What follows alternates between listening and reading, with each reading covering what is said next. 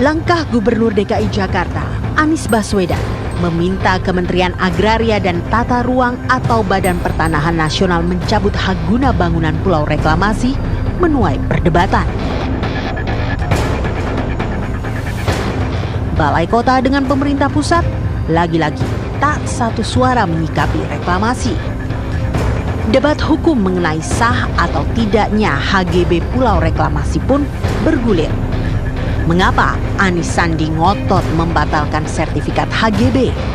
Bukankah HGB keluar atas rekomendasi dari pemilik hak pengelolaan lahan yang notabene adalah Pemprov DKI sendiri?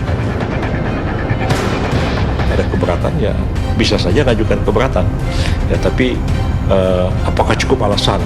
Nah itu BPN nanti saya katakan tadi ada dua kemungkinan, bisa diterima, bisa juga ditolak. Tapi kalau sekarang sudah dikatakan bahwa sudah sesuai dengan peraturan perundangan, sesuai prosedur, ya besar kemungkinannya BPN akan menolak. Karena kan yang diterbitkan itu hak, bukan izin. Kalau diterbitkan hak itu nggak bisa dicabut, kecuali putusan pengadilan, kecuali izin. Ya.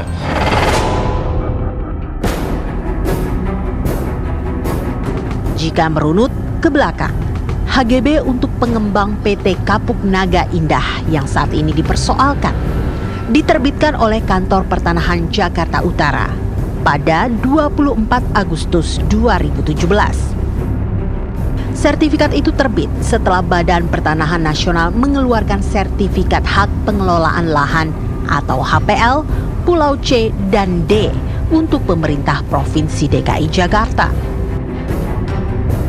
Penerbitan sertifikat HGB dan hasil pengukuran pulau seluas 312 hektar itu hanya berselang 1 hari. Proses penerbitan kilat inilah yang menjadi salah satu alasan Anies meminta HGB dicabut. Pakar hukum agraria dari UI, Ari Sukarti menyatakan, ada sejumlah hal yang membuat proses penerbitan sertifikat HGB Pulau Reklamasi bisa berjalan cepat. Ia pun menyatakan HGB tidak bisa dicabut begitu saja. Untuk tanah-tanah reklamasi, ya HGB di atas HPL itu cukup dengan SK Kepala Kantor Pertanahan saja. Nah itu kan jadi memang itulah yang menyebabkan itu bisa cepat. Karena dia mengajukan permohonannya di Kantor Pertanahan Jakarta Utara, lalu diolahnya di Jakarta Utara, kemudian dia buat SK.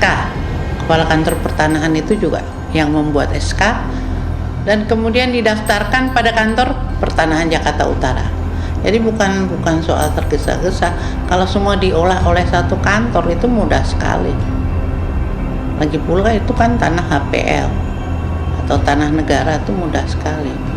Menteri ATR tidak mungkin dia mau membatalkan, karena ya kan kementerian itu yang memberikan HPL-nya, terus dasar pemberian HGB di atas pengelolaan itu atas rekomendasi Pemda.